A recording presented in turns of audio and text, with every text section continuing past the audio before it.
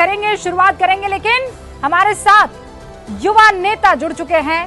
भारत के एकदम पश्चिमी कोने से ये नेता जुड़े हैं। यहाँ पर ऐसी राजनीतिक लड़ाई की शुरुआत हो गई है जो बड़ी दिलचस्प है और इसकी चर्चा पूरे देश में होने लगी है। ये तस्वीर आप मेरे बगल में चलती हुई देख रहे हैं। आप सोचिए, मैं आपसे कहूं कि 26 साल का एक लड़का है, उसे देखने के लिए, उसका समर्थन करने के लिए भीड़ आई है। आप यकीन मानेंगे? शख्स आपके सामने है। इतनी सी उम्र में सियासत के बड़े बड़े योद्धाओं को इस शख्स ने पानी पिला दिया है। जब पूरे देश में आर पार की लड़ाई है, तब रविंद्र सिंह भाटी बाड़मेर में त्रिकोणीय संघर्ष में उतरते हुए दिख रहे हैं और रविंद्र सिंह भाटी के नामांकन में जो भीड़ आई उसे देश देख रहा है। बड़े बड़े राजनीतिक पंडित हैरान हो रहे हैं, हम खुद हैरान हो गए। भाटी ने पहली जो लड़ाई है, पहली जो जंग है नामांकन की, वो जीत ली है। यानी चुनाव जिन 4 हिस्सों में बढ़ जाता है, उसका पहला चरण इस युवा के खाते में जाता हुआ दिख रहा है। रविंद्र सिंह भाटी इस वक्त हमारे साथ जुड़ चुके हैं। बहुत बहुत स्वागत है रविंद्र जी। बहुत बहुत धन्यवाद। कई हाल चाल है आपरा? खम्मा गणी हुकम? बहुत ही बढ़िया, खम्मा गणी हुकम एकदम जोरदार लाठा। रविंद्र भाई, कई कर रहे हो आप? अतरी भीड़ लाजड़ा हुकम किस तरह? बाड़मेर, जैसलमेर और बालोतरा री जनता रो प्रेम है सा। ये कैसे आशीर्वाद देने वास्ते आया आपरे टाबर रविंद्र ने। आपरे टाबर रविंद्र ने, आपरे भाई रविंद्र ने आशीर्वाद देने वास्ते आया और यह कहो कि रविंद्र की हिम्मत नहीं कम होनी चाहिए। ये सब मजबूती रे मीना बेड़ा एक विश्वास दिलाने वास्ते सारे लोग आए। मतलब आप खुद मोदी से प्यार करते हैं और आप मोदी की ही पार्टी के खिलाफ चुनाव लड़ रहे हैं। मैं जनता के हित में चुनाव लड़ रहा हूं। 2023 में भी निर्दलीय था, जनता का आशीर्वाद था, विधायक जनता ने बनाया और 2024 में भी जनता के आदेश के अनुसार मैं मैदान में आया हूं और मुझे मेरे बाड़मेर, जैसलमेर और बालोतरा की जनता पे विश्वास है। वो पूरे तरीके से मेरी बात रखेंगे। उनके आदेश की पालना मैंने की है और मजबूती से आने वाले 26 तारीख के चुनाव में सब मुझे आशीर्वाद देंगे। पर रविंद्र भाई साहब, ये पहली बार तो नहीं है, पहली बार तो ये नहीं हो रहा है कि आपने ऐसे बगावत कर दी है। इससे पहले भी हमने वो बगावत देखी है। हाँ, और अब पहले निर्दलीय आप जीत कर आए, अब आप जो है लोकसभा में जा रहे हैं। ये बागी तेवर क्यों आ गए हैं? फिर तो पार्टी कहेगी ना कि आपके साथ कायर है। हुक्म मारे तो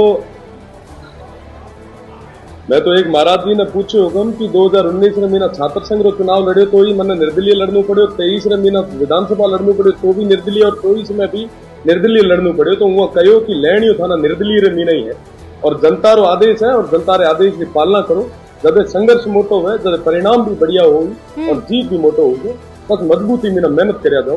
तो स्थितियां, परिस्थितियां कई बार ऐसी बन जाती है कि जनता के आदेश के अनुसार हमें आगे आना पड़ता है। इनकी आवाज को जब मजबूती से देश की सबसे बड़ी पंचायत में जब नहीं रखा जाता तो जनता कहीं न कहीं निराशा की ओर जाती है और आशा के साथ में हम पे ये जिम्मेदारी सौंपी है और मैं विश्वास के साथ कह सकता हूँ आने वाले 26 तारीख के चुनाव में इनके पूरे भरोसे पे पूरे तरीके से खरा उतरूंगा। भाटी भाई जी, सच ये है कि आप 2 बड़े कद्दावर नेताओं के सामने मैदान में उतर रहे हैं।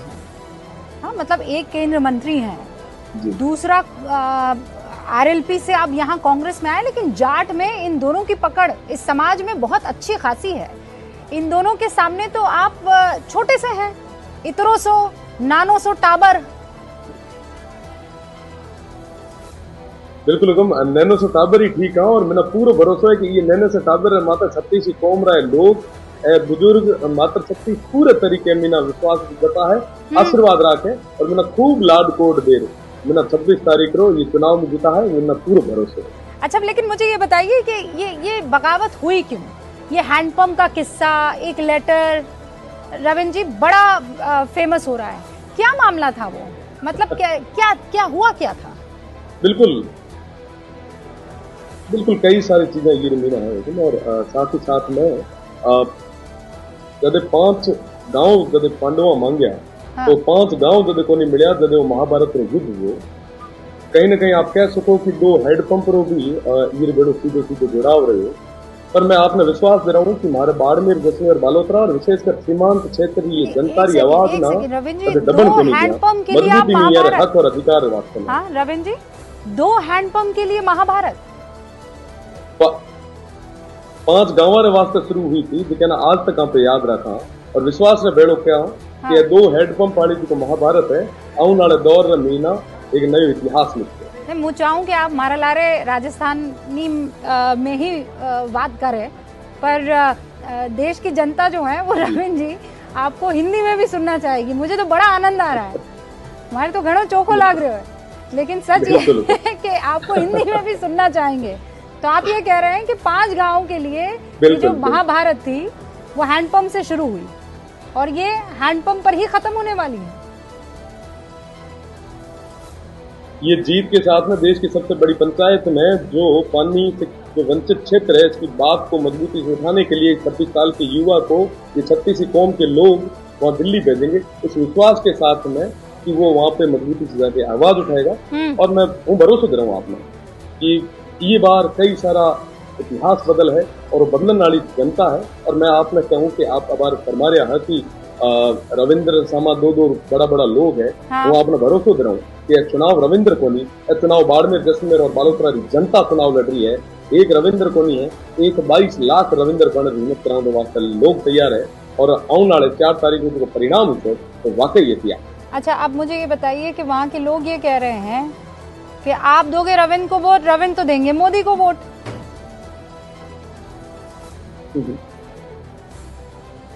रविंद्र क्षेत्र विकास वास्ते वोट है जे हमारे ये विकास ये क्षेत्र ना जो आगे लेर बढ़ सके मेरे बड़े मजबूती रही। अच्छा, भजनलाल जी से आपकी मुलाकात हुई थी ना रविंद्र जी? जी हाँ, कह रहे थे मुख्यमंत्री जी है बतौर विधायक में और कई बार मिलूं भी हो। हाँ नहीं, कई लोग कह रहे हैं कि आपको मना लिया गया, वो फूल के अंदर जो है खत छिपा था और उस खत में जो है आप मनवाड़ लिखा था।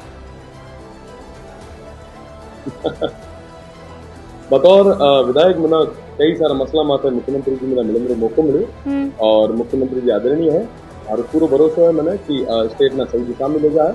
और वर्तमान परिप्रेक्ष्य में ना अगर बाड़मेर, जैसलमेर और बालोतरा की बात करें, ये लोकसभा क्षेत्र की बात करें, तो ये एक जनता रो आदेश है, तो जनता रे आदेश की पालना करना हमारो धर्म है और हमारा कर्तव्य है, तो हमारे कर्तव्य की पालना करते हैं। अच्छा, एक तरफ मोदी, दूसरी तरफ पूरा विपक्ष और फिर तीसरे कोने पर रविंद्र सिंह भाटी।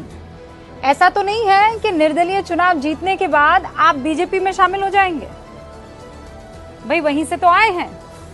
तो वो टाइम परिस्थितियां तय होती हैं, मतलब आप इनकार नहीं कर रहे हैं, नाना करते प्यार उन्हीं से कर बैठे। वो टाइम स्थितियां और परिस्थितियां तय कर है कि हमारे ये क्षेत्र ना आगे तक कौन ले जा सके, विकास और नया आयाम तक कौन पहुंचा सके, जो को ये चीज ना ले रहना विश्वास दे रहा है, मैं पूरे तरीके में पूरे भेड़ा हूँ।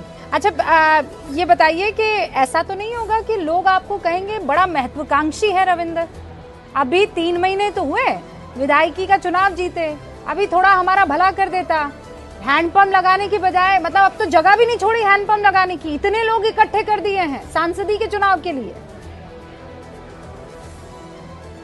लोग महत्वाकांक्षी को नहीं कहे, लोग कहे कि मेहनती है कि 3 महीना री थकान हाल तक लोगों ने उतरी को नहीं थी, पैदल से विधानसभा मीना सभा ना धन्यवाद देने वास्ते पाड़ो गयो और आज पाछो जब जनता रो आदेश आयो तो अकेलो सभा लड़ने वास्ते आयो, तो ये चीज रो मना धन्यवाद भी दे और मना आशीर्वाद भी दे कि थारी हिम्मत यही बरकरार है। और मना पूरा भरोसा है कि आने वाली 26 तारीख रा एक साधारण परिवार आने वाले ये युवा रे माथे पूरो क्षेत्र आशीर्वाद रहा।